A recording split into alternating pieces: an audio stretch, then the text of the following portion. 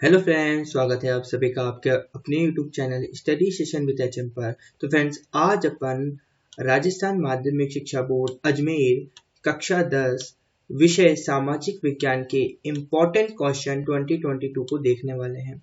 आज अपन चर्चा करेंगे भारत और समकालीन विश्व भाग 2। ये जो पुस्तक है आपकी, इसमें जितने भी चैप्टर आ रहे हैं, जितने भी प्रकार के प्रश्न आ रहे हैं, उन सभी के इम्पोर्टेंट क्वेश्चन अपन देखने वाले हैं, जो कि आपको अपनी बोर्ड परीक्षा में देखने को मिलेंगे।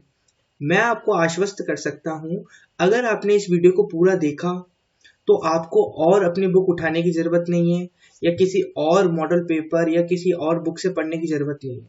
ये वीडियो काफी रहेगा इस बुक के लिए। मैं आपको इस पूरी बुक में से 3 चैप्टर आ रहे हैं अपने पास। संशोधित पाठ्यक्रम को हटाने के बाद संशोधित पाठ्यक्रम के अनुसार यूरोप में राष्ट्रवाद का उदय, भारत में राष्ट्रवाद और भूमंडलीकृत विश्व का बनना, ये 3 पाठ आ रहे हैं। इसमें से जितने भी वस्तुनिष्ठ प्रश्न बनेंगे, जितने भी अति लघुतरात्मक प्रश्न बनेंगे, जितने भी लघुतरात्मक प्रश्न बनेंगे, जितने भी निबंधात्मक प्रश्न बनेंगे, वो सभी के सभी इंपॉर्टेंट क्वेश्चन आज की इस वीडियो में कवर अप करने वाले हैं। अगर एक ये सिंगल वीडियो आपने देख लिया तो मैं आपको आश्वस्त कर सकता हूं, इसके बाद आपको बोर्ड एग्जाम जब होगा इसका, तब तक कुछ उठाने की जरूरत नहीं है। अब अगर आप मुझे बोलते हैं कि सर इसकी पीडीएफ भी प्रोवाइड करा दो, तो मैं इसकी कोशिश करूंगा इसकी पीडीएफ भी प्रोवाइड करा सकूं आपको, कि अगर आप वीडियो देख लेते हैं उसके बाद रिवीजन करने का मौका आपको मिले तो आप देख सकते हैं। तो मैं आपको कह रहा हूं, बहुत ही बेहद इंपॉर्टेंट होने वाला है सभी के सभी। जैसे कि अपन क्या करेंगे, यूरोप में राष्ट्रवाद का उदय में से कौन कौन से प्रश्न पूछे जा रहे हैं उनकी एक सूची लेंगे और सभी के प्रश्न पर चर्चा कर लेंगे। बस मैं आपसे इतना चाहता हूं कि आप चैनल को सपोर्ट करें। सपोर्ट कैसे करना है? सब्सक्राइब करके चैनल को, लाइक करके वीडियो को, है ना, शेयर कर दीजिए अपने सभी मित्रों को। बस आपसे ये गुजारिश है। चलिए फिर आज की इस वीडियो को शुरुआत करते हैं।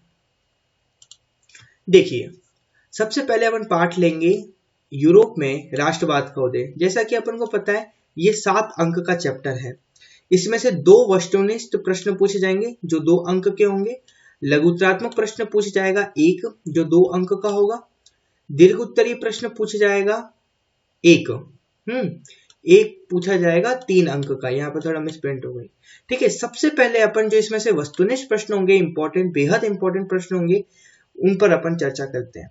सबसे पहला है, राष्ट्रवाद की प्रथम या सर्वप्रथम अभिव्यक्ति किस क्रांति के तहत हुई? तो इसका सही आंसर हो जाएगा फ्रांस की क्रांति के तहत। वियना शांति सम्मेलन कब आयोजित किया गया? तो वियना शांति सम्मेलन 1815 में हुआ था। 39 राज्यों के जर्मन परिसंघ का गठन किसके द्वारा किया गया? तो ये हुआ था नेपोलियन के द्वारा। आंसर सारे यहाँ लिखे हुए हैं, आप थोड़ा यहाँ पर गौर करेंगे। वियना सम्मेलन का अध्यक्ष कौन था? तो मेटरनिक वियना सम्मेलन का अध्यक्ष था। फ्रांसीसी क्रांति के समय फ्रांस में किस राजवंश का शासन था? तो बुर्बो का था, ठीक है। कार्बोनी नामक गुप्त संगठन का सदस्य इनमें से कौन था? तो ज्यूसेपी मैस्सिनी। जर्मनी के एकीकरण का श्रेय किसे दिया जाता है? तो बिस्मार्क को दिया जाता है। किस देश का नारी का प्रतीक रूपक मरियान था? तो फ्रांस का। एकीकृत इटली का सम्राट किसे घोषित किया गया? तो इमैनुअल द्वितीय को। जॉल वेरेन संघ का गठन कब किया गया? तो 1834। यहाँ पर जितने भी वस्तुनिष्ठ प्रश्न इंपॉर्टेंट थे वो अपने सब कवर अप करें। अब बात कर लेते थोड़ा अति लघुतरात्मक प्रश्नों पर। तो किस संधि के तहत यूनान को स्वतंत्र राष्ट्र का दर्जा दिया गया? तो 1832 की कुस्तुनतुनिया की संधि से। दूसरा है, किसने कहा था कि जब फ्रांस छींकता है तो बाकी यूरोप को सर्दी जुकाम हो जाता है? तो ऑस्ट्रिया के चांसलर मेटरनिक ने कहा था ये। फ्रांसीसी क्रांति की रूपक मारियन के प्रतीक चिन्ह थे लाल टोपी, तिरंगा और कलंगी। किसने कहा कि सच्ची जर्मन संस्कृति उसके आम लोगों में निहित थी? जर्मन दार्शनिक योहान गॉटफ्रीड ने कही थी ये बात। ज्यूसेपी मैस्सिनी द्वारा गठित संगठनों के नाम बताइए? तो यंग इटली व यंग यूरोप। फ्रांस की क्रांति का नारा था स्वतंत्रता, समानता व बंधुत्व। फ्रांसीसी क्रांति के प्रतीक चिन्ह टूटी हुई बेड़ियों का अर्थ था, टूटी हुई बेड़ियों का अर्थ था, तो वो था स्वतंत्रता। अब रिक्त स्थान इसमें से पूछे जाएंगे तो कौन से हैं? वियना सम्मेलन डैश में आयोजित किया गया, तो 1815 में। जर्मन संसद का नाम डैश था, तो वो था राइक्सटैग। जर्मन राष्ट्र का रूपक डैश थी, जर्मनिया। स्वतंत्र जर्मनी का सम्राट डैश को घोषित किया गया, तो विलियम प्रथम को घोषित किया गया। तो आपने देखा हमने बहुत ही अच्छी तरीके से वस्तुनिष्ठ प्रश्नों को कवर करा, अति लघुतरात्मक प्रश्नों को कवर करा, रिक्त स्थानों को कंप्लीट किया। अब हम बात कर लेते हैं लघुतरात्मक प्रश्नों पर। तो नेपोलियन द्वारा लागू की गई नागरिक संहिता के प्रमुख प्रावधान क्या थे? नेपोलियन द्वारा लागू की गई नागरिक संहिता के प्रमुख प्रावधान निम्न थे। पहला, जन्म आधारित विशेषाधिकार समाप्त कर दिए, कानून के समक्ष समानता, संपत्ति के अधिकार को सुरक्षित करना। दूसरा है जॉलवेराइन संघ से आप क्या समझते हैं? वेरी इंपॉर्टेंट क्वेश्चन है, इसको तो याद करके जाना, बोर्ड के अंदर निश्चित तौर पर आपको देखने को मिल सकता है। जॉलवेराइन संघ से आप क्या समझते हैं? जॉलवेराइन 1834 में प्रशा के नेतृत्व में गठित किया गया एक शुल्क संघ था, जिसमें अधिकांश जर्मन राज्य सम्मिलित थे। रूमानीवाद क्या है? रूमानीवाद क्या है? रूमानीवाद एक ऐसा सांस्कृतिक आंदोलन था जो एक खास तरह की राष्ट्रीय भावना का विकास करना चाहता था तथा इसने तर्क वितर्क और विज्ञान के महिमा मंडल की आलोचना की। अब आप बात कर लेते हैं दीर्घ उत्तरीय प्रश्नों की, यानी निबंधात्मक प्रश्नों की। वियना संधि के प्रमुख प्रावधान क्या थे? तो वियना संधि के प्रमुख प्रावधान निम्न थे। पहला, बुर्बो वंश की सत्ता को पुनः बहाल करना। दूसरा, नेपोलियन के अधिकार वाले प्रदेशों को फ्रांस से वापस लेना। तीसरा, फ्रांस के साम्राज्य विस्तार पर रोक लगाना। चौथा, 39 राज्यों के जर्मन परिसंघ को बनाए रखना। पांचवा, यूरोप में एक नई व्यवस्था स्थापित करना। छठा, नेपोलियन के शासन के दौरान हुए समस्त परिवर्तनों को समाप्त करना। इसी तरीके से आप अपना उत्तर भी लिखेंगे। दूसरी बात आती है इटली के एकीकरण की प्रक्रिया को स्पष्ट कीजिए। वेरी इंपॉर्टेंट क्वेश्चन है। तो इटली के एकीकरण की प्रक्रिया को आपको स्पष्ट करना कैसे करोगे? पहला, प्रारंभ में इटली हैम्सबर्ग साम्राज्य के अंतर्गत अनेक छोटे छोटे राज्यों में बटा हुआ था। 1830 के दशक में मैसिनी ने यंग इटली नामक गुप्त संगठन का निर्माण करके एकीकृत इटली के निर्माण के लिए एक कार्य योजना का गठन किया। 1831 और 1848 के विद्रोहों के असफल होने के बाद इटली के एकीकरण का दायित्व विक्टर इमैनुअल द्वितीय के हाथों में आ गया। काफूर ने फ्रांस और सार्डिनिया पिडमांट के मध्य कूटनीति संधि संपन्न करवाई। 1859 में ऑस्ट्रिया को पराजित करने के बाद 1861 में इमैनुअल द्वितीय को एकीकृत इटली का सम्राट घोषित किया गया। 1870 में इटली ने रोम पर अधिकार कर लिया। इस प्रकार इटली का एकीकरण पूर्ण हुआ। ठीक है, बड़े ही सिंपल स्वीट और शॉर्ट आंसर आपको लिखने हैं, ज्यादा हवाबाजी नहीं करनी, ज्यादा आपको लिखना नहीं है। मैं आपको फिर कह रहा हूं, ज्यादा लिखने से आपको नंबर नहीं मिलते, आपको अच्छा लिखने से नंबर मिलते हैं, आपको स्पष्ट लिखने से नंबर मिलते हैं। बहुत बढ़िया। अब बढ़ते हैं अपन आगे। जर्मनी का एकीकरण किस प्रकार हुआ, स्पष्ट कीजिए। तो जर्मनी के एकीकरण का नेतृत्व प्रशा ने किया। बिस्मार्क जर्मनी के एकीकरण की प्रक्रिया का जनक था। 7 वर्ष के दौरान ऑस्ट्रिया, डेनमार्क और फ्रांस ने से 3 युद्धों में प्रशा को जीत मिली। 1871 में वर्सराय में प्रशा के राजा विलियम प्रथम को जर्मनी का सम्राट घोषित किया गया तथा जर्मनी के एकीकरण की प्रक्रिया पूर्ण हुई। ठीक है, जर्मनी का एकीकरण इस प्रकार हुआ। अब आप बोल रहे होंगे सर ये निबंधात्मक प्रश्न था और आपने तो सिर्फ 4 पॉइंटों में इसको कंप्लीट कर दिया, ये कैसे? तो मैं आपको बता रहा हूं, ये जो क्वेश्चंस हैं आपके बोर्ड द्वारा ही प्रसारित हुए हैं। ये जो क्वेश्चन आंसर्स है बोर्ड द्वारा प्रसारित हुए हैं और ये है शेखावटी जो एक संस्था है उसके माध्यम से ये प्रोग्राम तैयार किया गया है। उसी के जो उत्तर का पैटर्न है कि बोर्ड क्या मांगता है, तो ये बोर्ड के हिसाब से ही तैयार किया गया है ना। तो आपको बिल्कुल निसंदेह, आपको डाउट नहीं रखना है बिल्कुल भी कि ये मेरे द्वारा तैयार किया गया, ये किसी थर्ड पर्सन द्वारा तैयार किया गया, ऐसा बिल्कुल भी नहीं है। ये बोर्ड द्वारा जो प्रमाणित टीचर होते हैं, जो बोर्ड के अंदर अपने जो क्वेश्चंस लगाते हैं, उनके द्वारा ये तैयार किया गया पूरा का पूरा, और मैं बस आपको बता रहा हूँ। आगे बढ़ते हैं अपन पाठ 2, भारत में राष्ट्रवाद। तो पाठ 2 जो है वो उसके अंक हैं 7। ठीक है। वस्तुनिष्ठ प्रश्न, एक प्रश्न आएगा इसमें 1 अंक का। लघुत्तरात्मक प्रश्नों की बात कर लें तो एक प्रश्न आएगा 2 अंक का। दीर्घोत्तरीय प्रश्न आएगा 1 अंक, एक प्रश्न आएगा 4 अंक का। अब बात कर लेते हैं वस्तुनिष्ठ प्रश्नों के, महत्वपूर्ण प्रश्नों की। महात्मा गांधी दक्षिण अफ्रीका से भारत कब लौटे? तो ये लौटे थे 1915 यानी 1915। महात्मा गांधी ने चंपारण में खेड़ा सत्याग्रह कब किए? तो ये 1917 में किए थे। जलियांवाला बाग हत्याकांड कब घटित हुआ? तो ये हुआ था 13 अप्रैल 1919 में। खिलाफत समिति का गठन किसके द्वारा किया गया? तो खिलाफत समिति का गठन मोहम्मद अली व शौकत अली द्वारा किया गया। कांग्रेस के किस अधिवेशन में असहयोग आंदोलन शुरू करने की स्वीकृति प्रदान की गई? तो नागपुर अधिवेशन में। ठीक है। आगे बढ़ते हैं, हिंद स्वराज नामक पुस्तक की रचना किसके द्वारा की गई? तो महात्मा गांधी द्वारा की गई थी। स्वराज पार्टी का गठन किसके द्वारा किया गया? तो CR रास व मोतीलाल नेहरू के द्वारा किया गया। कांग्रेस के किस अधिवेशन में पूर्ण स्वराज की मांग की गई थी? तो लाहौर अधिवेशन में की गई थी। गांधी जी ने किस स्थान से नमक कानून तोड़कर सविनय अवज्ञा आंदोलन शुरू किया? तो ये किया था दांडी से। महात्मा गांधी व अंबेडकर के मध्य संपन्न वह कौन सा समझौता था जिसके तहत दलित वर्ग को प्रांतीय व केंद्रीय विधान परिषदों में आरक्षित सीटें प्रदान की गई? तो वो था पूना पैक्ट। आगे बढ़ते हैं, बात कर लेते हैं रिक्त स्थानों की पूर्ति। वंदे मातरम गीत डैश द्वारा लिखा गया? तो वंदे मातरम गीत लिखा गया था बंकिम चंद्र चट्टोपाध्याय। भारत माता की विख्यात छवि को डैश के द्वारा चित्रित किया गया? अवनींद्रनाथ टैगोर। ठीक है। डैश ने अछूतों को हरिजन कहकर पुकारा? तो महात्मा गांधी।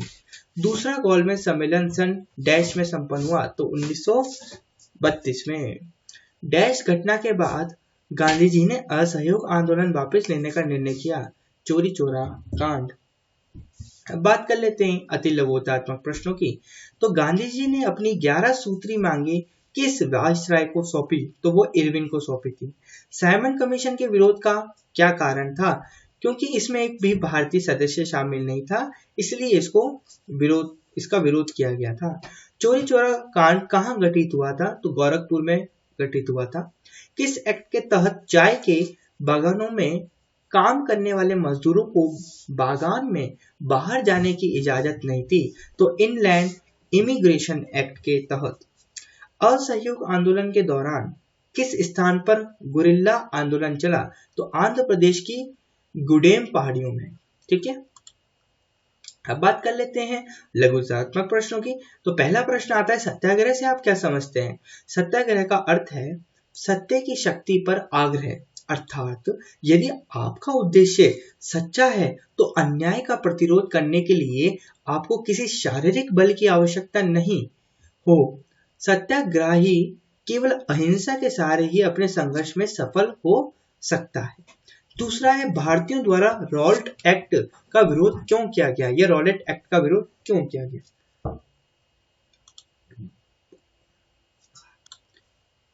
तो इस एक्ट के तहत सरकार को राजनीतिक गतिविधियों को कुचलने और राजनीतिक कैदियों को 2 साल तक बिना मुकदमा चलाए जेल में बंद रखने का अधिकार मिल गया था। तीसरा है, गांधी जी ने असहयोग आंदोलन वापस लेने का निर्णय क्यों लिया? तो फरवरी 1922 में उग्र भीड़ ने गोरखपुर के चोरी चौरा नामक स्थान पर एक पुलिस स्टेशन को आग लगा दी, जिसमें कई पुलिसकर्मी जलकर मर गए। अतः गांधी जी ने आंदोलन को अहिंसक होता देखकर इसे बंद कर दिया।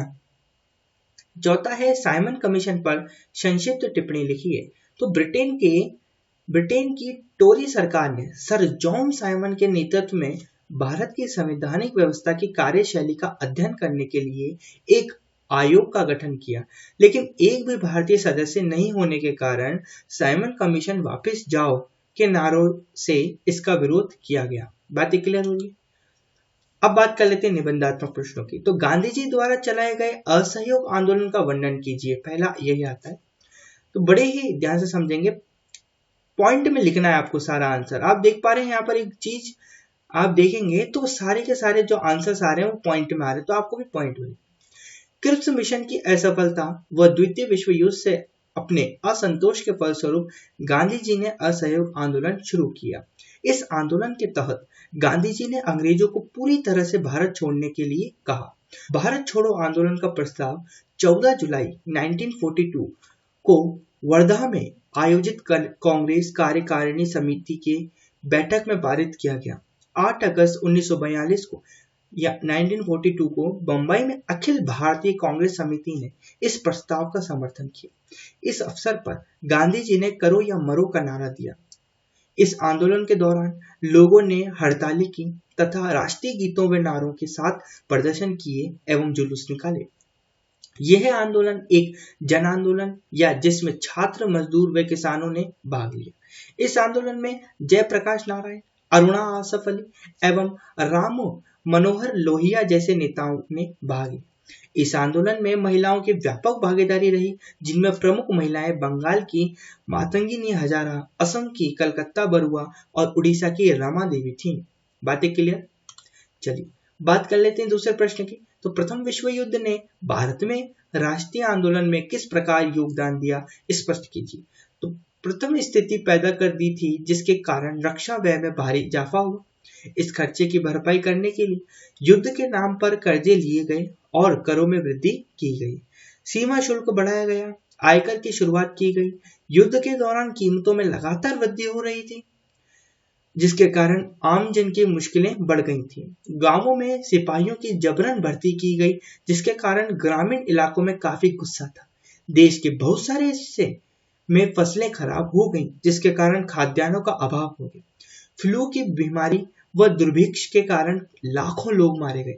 लोगों को उम्मीद थी कि युद्ध समाप्ति के बाद उनकी मुसीबतें कम हो जाएंगी, लेकिन ऐसा नहीं हुआ। इन सब कारणों ने भारत में राष्ट्रीय आंदोलन में योगदान दिया। बातें क्लियर हो रही है? तीसरा प्रश्न, सविनय अवज्ञा आंदोलन का विस्तार पूर्वक वर्णन कीजिए। तो यह आंदोलन 1930 में शुरू हुआ। 1928 में साइमन कमीशन भारत आया जिसने भारतीयों के विरोध के बावजूद अपनी रिपोर्ट पेश कर दी, जिससे भारतीयों में असंतोष फैल गया। यह आंदोलन गांधी जी की दांडी यात्रा से प्रारंभ हुआ जिसके तहत उन्होंने नमक बनाकर कानून तोड़ने का निश्चय किया। गांधी जी ने 12 मार्च 1930 को अपने 78 विश्वस्त वॉलंटियरों के साथ नमक यात्रा शुरू कर दी। यह यात्रा साबरमती आश्रम से शुरू होकर 240 किलोमीटर दूर दांडी नामक स्थान पर खत्म होनी थी। गांधी जी ने 24 दिन तक रोज लगभग 10 मील का सफर तय किया तथा 6 अप्रैल को दांडी पहुंचकर नमक बनाकर नमक कानून का उल्लंघन किया। यहाँ से सविनय अवज्ञा आंदोलन देश भर में फैल गए। अनेक स्थानों पर लोगों ने सरकारी कानूनों का उल्लंघन किया। सरकार ने आंदोलन को दबाने के लिए दमन चक्र प्रारंभ कर दिया। गांधी जी सहित अनेक लोगों को जेल में डाल दिया गया। अंत में गांधी जी तथा वाइसराय इरविन के मध्य एक समझौता हुआ तथा गांधी जी ने सविनय अवज्ञा आंदोलन बंद कर दूसरे गोलमेज सम्मेलन में भाग लेने का निश्चय किया। बड़े ही सावधानी पूर्वक और बड़े ही अच्छे तरीके से हमने सभी के सभी निबंधात्मक प्रश्नों को कंप्लीट करा। अब बात कर लेते हैं आखिरी चैप्टर भूमंडलीकृत विश्व का बनना। तो अंक रहेंगे 7, वस्तुनिष्ठ प्रश्न 2 पूछे जाएंगे 2 अंक, अति लघुतात्मक प्रश्न आने वाले हैं 2 प्रश्न 2 अंक, लघुतात्मक प्रश्न 1 प्रश्न 2 अंक।